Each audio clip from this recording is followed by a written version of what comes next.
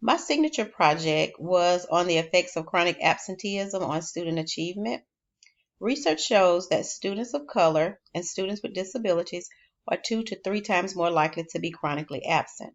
So I examined the ASIP, or Annual School Improvement Plan, of 3 schools in my district: Morningside Elementary from a low income area, Mary B. Austin from a middle income area, and Icho Mertz from a more affluent or higher income community.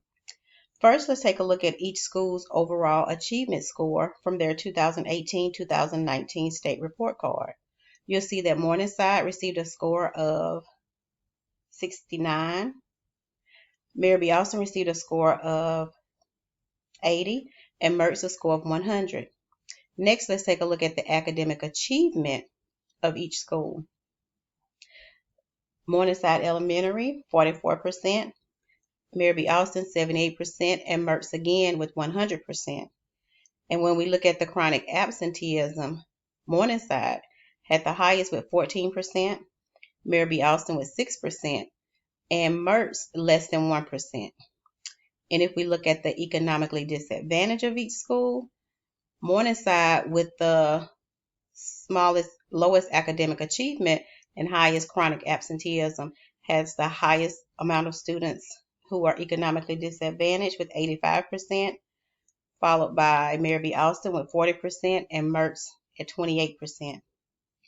The data supports the fact that chronic absenteeism is more prevalent in schools in low-income areas.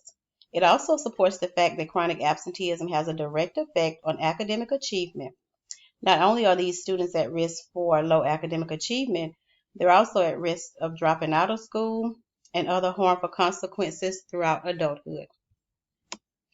According to the United States Department of Education, chronic absenteeism in kindergarten has been linked to low academic and socio-emotional outcomes. Students who are chronically absent in 4th through 6th grades are less likely to graduate. This issue is plaguing low-income communities. Several factors can contribute to chronic absenteeism, such as housing instability, lack of transportation, neighborhood violence, and health problems suffered by the student or a family member. My plan was to use cluster sampling to conduct a casual comparative research study to identify if, number one, chronic absenteeism occurs more in schools in low-income communities, and number two, if schools with chronic absenteeism are performing lower academically than schools in more affluent communities with less chronic absenteeism. I chose to look at the attendance reports of the schools with the highest and lowest absenteeism: Morningside and Mertz Elementary. At the beginning of a 9-week quarter, Morningside, the school with the highest chronic absenteeism, will assemble an attendance team consisting of the administrator, registrar, counselor, resource, and truancy officer. The team will meet and discuss strategies to increase attendance. Incentives will be communicated to faculty, staff, students, and parents. The team will meet every week to monitor attendance and employ strategies if necessary. Teachers being required to post attendance daily in iNow adds to the validity of the data. If the teacher is out, the registrar can mark attendance for them. Reports can be customized to be generated daily, weekly, or monthly. Teachers are required to sign monthly attendance reports to attest to its validity. These reports are also checked by the truancy officer, and if a court referral is made, these reports are admissible in court. The privacy and protection of all human subjects should always be considered when conducting any type of research. But due to the nature of this study, only school data will be used. No personal information will be shared. The attendance team will be the only individuals with access to the data. The data will be used to develop an intervention plan and identify resources needed to help eliminate barriers that cause students to miss school. The data used will come from Morningside Elementary, a school within the Mobile County Public School System, Alabama's largest school system. Their chronic absenteeism ranges from 0.9% to 23%, and academically, the school system ranges from blue ribbon status to failing status. According to public records with the Alabama Department of Education, The schools with the highest percentage of chronic absenteeism also have the lowest percentage of academic achievement.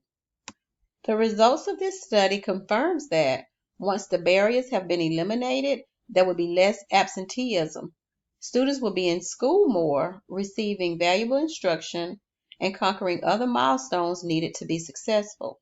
Students in grades K through 3 will receive the foundational skills needed to read, and students entering 4th grade will have the reading skills needed to comprehend. Even struggling students need to be at school every day to receive individualized and/or small group instructions to move closer to grade level. To prove that student achievement has increased, we could look at district as well as state benchmark assessments. This information is published annually via the Alabama Department of Education. It is also a determining factor in a school being classified as a failing school. If I had to do my signature project over, I would narrow my focus. I started by trying to show the correlation between chronic absenteeism and low academic achievement. Unfortunately, the data also showed a correlation between chronic absenteeism and schools in low-income areas that I could not ignore. I felt like I was addressing two different proposals. Looking back, I should have focused solely on chronic absenteeism, its causes, its effects, and ways to decrease it. Additionally, I could have used intervention and testing data to show an increase in student achievement. I could have done this by comparing one year to another. What was the attendance for these schools like the previous year? Did the increase or decrease in chronic absenteeism affect the school's academic achievement? These are just some of the additional research that I could have done.